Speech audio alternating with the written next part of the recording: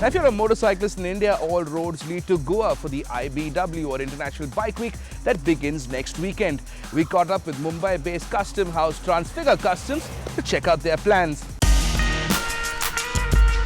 The India Bike Week is around the corner and we caught up with former Merchant Navy officer Adil Dumasia of Transfigure Customs House for a chat about how he got into the business, about the bikes he's built and what he's preparing for the IBW 2014. My main aim when I'm customizing a bike is it shouldn't be just a good looking bike, it should be a good riding bike. It should be comfortable, you shouldn't have problems while you're riding, you should be able to take it anywhere. To add to all of the bikes he's built for his clients, Adil also built a beauty for the IBW build-off last year. It's called the Tribute and he dedicated it to the memory of one of the greatest custom bike builders of all time, Indian Larry. Let's start from the front. Customized wheels, as I said before, like we've CNC cut these wheels and then hand painted them. The front springer has been made by us. Okay, it's got dual brakes. Okay, because it's a heavier bike, so we needed more power to to stop the bike. Of course, everything here has been accessories are made out of pure brass. Headlight machined out of pure aluminium and then painted. The whole chassis has been fabricated on a jig, okay? Keeping in mind that it's going to be a twisted rod chassis. The tank, of course, hand fabricated. If you see the tank, this portion, it's the leaf pattern which has been made. It's made out of pure 24 karat Italian gold. And this is also engraved out of metal and then coated with 24 karat pure gold. The same goes for the twisted chassis also. If you feel it, it's rough. And then we lacquer coat it so that the shine of the gold stays. This box contains all the wiring. If you see, there's got bare minimum cable or wiring because no switches on the handle. I didn't want any cables to be hanging over here. Clean bike. It's got an internal throttle. The cable goes right from here into the chassis to the carburetor. So it's got an internal throttle. Okay. Only thing you see is the brake pipe and the clutch cable. Each time the rear wheel goes over a bump or a speed breaker, each time this thing gets lifted up, the springs open up. So it's a soft tail, so you don't get a jerk. So keeping in mind a hard tail looking bike, but concept soft tail. Well, when you come on this side, you will see the number plate which is side mounted. Again, rear disc brake, indicators handmade, got a tail lamp under the seat. When you come here, you will see 3 switches here. One operates the headlamp, one operates the side indicators, and one operates the rear tail lamp. Here, another feature on the tank is it's got a simple, a very simple concept of a fuel gauge. Acrylic tube connected through the carburetor through the petrol cock. The moment you open the petrol cock, the fuel goes in, shows the level of the fuel in the tank. So you don't need to check the level of the fuel in the tank. You just see the level of the petrol here and you know how much fuel is there in the petrol tank. Transfigure Customs is something completely different up their sleeve this year. And even though he's hard pressed to meet deadlines and the bike is far from ready yet, we coaxed Adil into showing us a teaser of what we can expect from him this year. I'm just going to showcase something which is built out of sheer love and let people appreciate it. That's about it. Win, no win is not very important to me. And that was our show for this week. We've had a great time making it. We hope you had a good time watching. Remember, you can catch the entire episode online at timesnow.tv or youtube.com and follow us on Twitter at TimesDrive for updates and schedules. Till next week then, ciao and take care. This is a hatchback. They're really popular in India and there are many reasons for it. 1, they're cheap. 2, they're cheap. 3, some of them are really cheap. It's the car you buy because the MPV, SUV or sedan that you actually want is too expensive. What then would you say when Mercedes and BMW, the epitome of luxury and all things fancy, make a hatchback?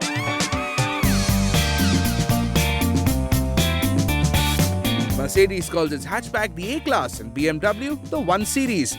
But honestly, it would be completely unfair to put these cars into the same category as, say, a Swift or a Polo. This is a Mercedes and a BMW. The giant, almost obscenely huge three-pointed star on the Merc and the kidney grille and Corona rings on the Beamer will never let you forget that.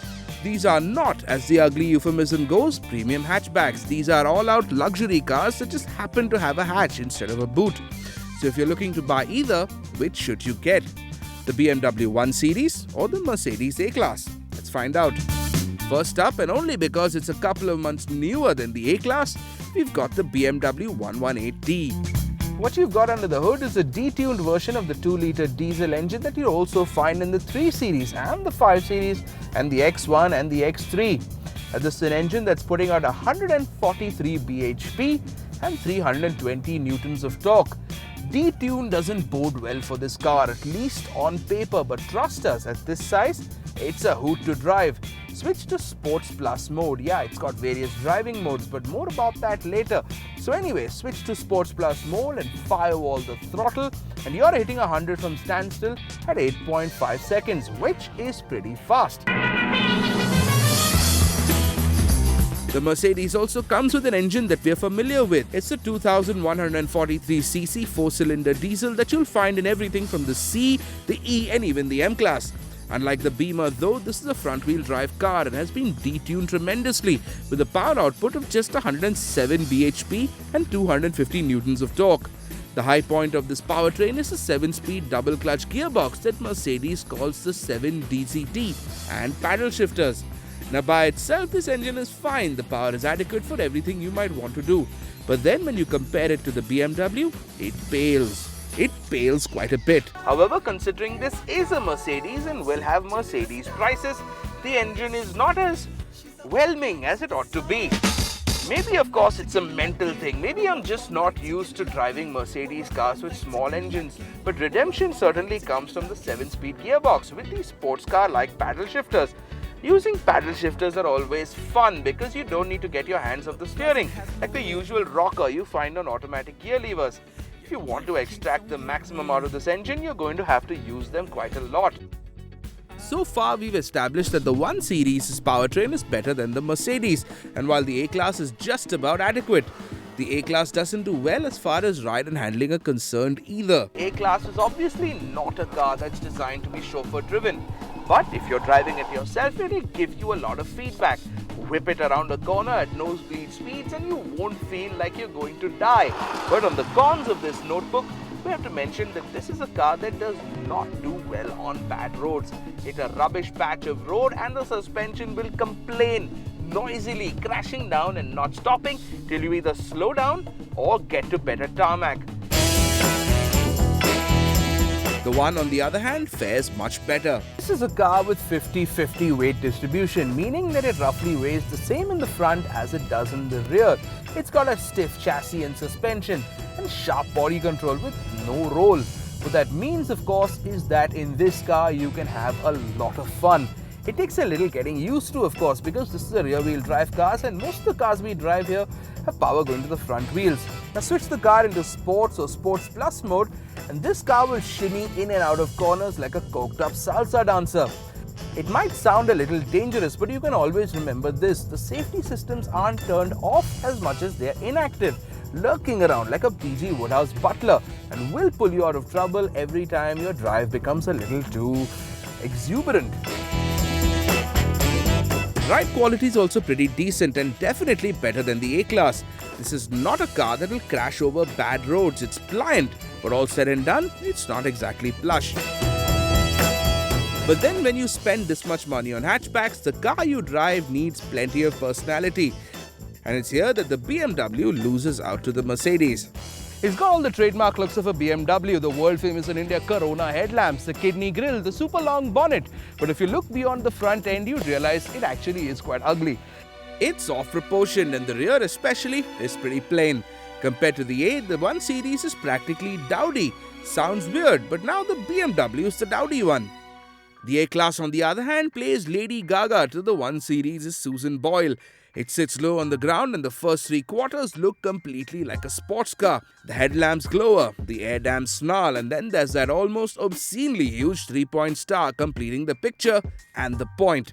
The party continues round the back as well, a place where most cars of similar design falter, like their styling mojo ran out by the end of the front 3 quarters, but not with the A-Class. The hatch contours in and integrates well into the rest of the body, with the rear splitter just completing what is a great look.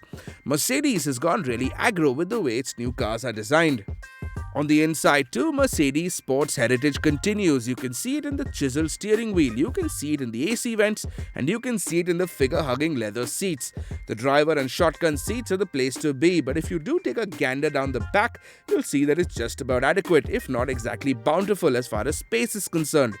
However, more importantly, it does have all the bells and whistles that make us happy, like a banging stereo with all the accoutrements like Bluetooth and USB, along with an LCD display screen that has an interesting story. According to the designers, this LCD is not integrated into the dash like with most cars, but hangs over the dashboard. And the explanation was that when people fit LCD screens in their homes, they don't break the wall to put the TV in. They just hang the TV on it, which works. If the BMW, on the other hand, looked dowdy and unassuming on the outside, it continues inside as well. Don't get us wrong though, this is not a bad thing, just a little boring. It's not blingy in the way you'll find in the A-Class, but once you sit in, you won't realize that this car comes in the bargain bin selection of the BMW inventory. We're driving the top-end Sportline Plus version, so you've got all the bells and whistles. So obviously, this car comes with all the ribbons and balloons like iDrive, parking sensors and 6 airbags. Clearly, this was a car that's designed for the driver because the front seats are fabulous and the top-of-the-line version comes with electrical adjusters and a lot of bolstering. Now, the back seat of the 1 Series is where things start to go wrong. It's all black in here, so getting in feels like you're being swallowed. Also, you don't have too much legroom. You've got a fair bit of headroom and you've got AC vents in the back, but the small rear windows make the car feel very claustrophobic. Also, rear-wheel drive, which means huge transmission tunnel. What that essentially means is that you've got space only for 2.